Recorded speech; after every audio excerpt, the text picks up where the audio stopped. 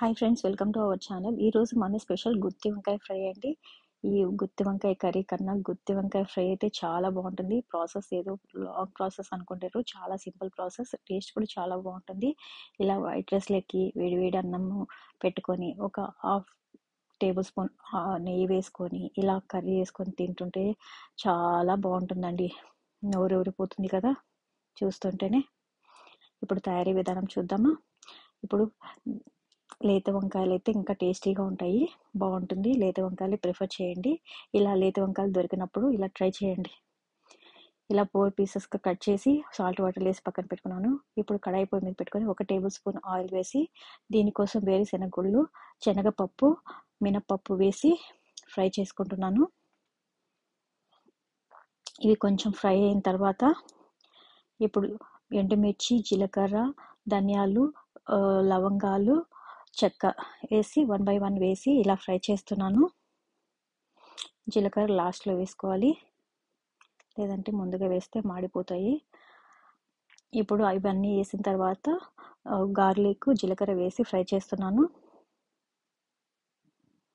ఇందులోనే కొంచెం చింతపండు వేసి టేస్ట్ కోసమని ఫ్రై చేసుకుంటే బాగుంటుంది. ఇదంతా గోల్డెన్ ఫ్రై వచ్చిన తర్వాత ఇలా ప్లేట్లకి తీసుకొని పక్కన పెట్టుకోవాలి. ఇవి చల్లార్చినాక మిక్సీ పెట్టుకోవాలి. ఇప్పుడు ముందుగా కట్ చేసుకున్న వంకాయలని ఇందులో వేసి ఆ వాటర్ పోయినాక ఒక 2 టేబుల్ స్పూన్ దాకా ఆయిల్ పడుతుంది.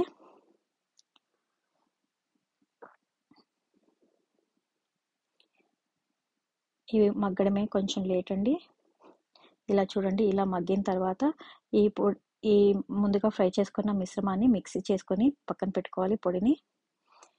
ఈ లోపల ఇది మగ్గిపోయింది. ఈ వంకాయలు మగ్గిపోయిన తర్వాత పక్కన పెట్టుకోవాలి ప్లేట్లో తీసుకొని. ఇప్పుడు పోపు వేసుకుందాం.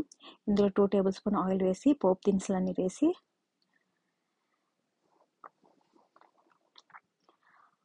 ఇలా హాఫ్ ఆనియన్ వేసి ఇలా పీసులుగా కట్ చేసి వేసుకున్నాను. ఇందులోనే కరివేపాకు వేసి 1/2 టేబుల్ స్పూన్ సాల్ట్ వేసి ఫ్రై చేసుకోవాలి.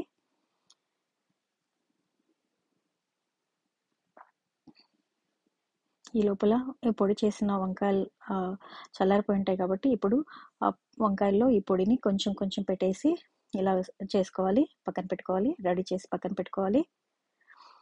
ఈ లోపల ఆనియన్ మగ్గిపోయి ఉంటాయి కదా, ఆనియన్ మగ్గిన తర్వాత ఒక టమాటా వేసి ఫ్రై చేసుకోవాలి. ఇలా అయితే సైడ్ డిష్గా తీసుకుంటే ఈ ఆనియన్ టమాటా అవసరం లేదు. నేను కర్రీలాగా చేసి పొడి రైస్ లెక్క చేస్తున్నాను కాబట్టి ఇలా టమాటా ఆనియన్ వేసుకోవడం వల్ల మనకి బాగుంటుంది టేస్ట్. ఇలా రైస్లో కూడా తీసుకోవచ్చు, చపాతీకి కూడా తీసుకోవచ్చు. ఈ టమాటా మగ్గిన తర్వాత ముందుగా స్టఫ్ చేసుకున్న వంకాయల్ని ఇందులో వేసి జాగ్రత్తగా తిప్పుకోవాలి. ఇది వంకాయకి మసాలా పట్టేంత వరకు తిప్పుకోవాలి. ఇప్పుడు మిగిలిన పొడిని కూడా ఇందులో యాడ్ చేయాలి. ఇది స్లోగా మిక్స్ చేసుకుంటా టేస్ట్కి తగ్గట్టు సాల్ట్ కూడా వేసుకోవాలి. ఇది జస్ట్ 5 మినిట్స్లో అయిపోతుందండి. ఇలా ప్రాసెస్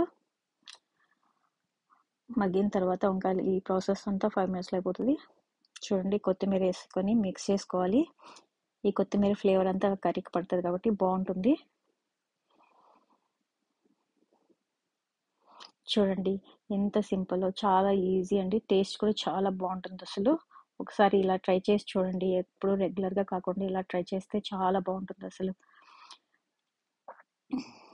చూడండి ఎంత కలర్ఫుల్గా ఉందో.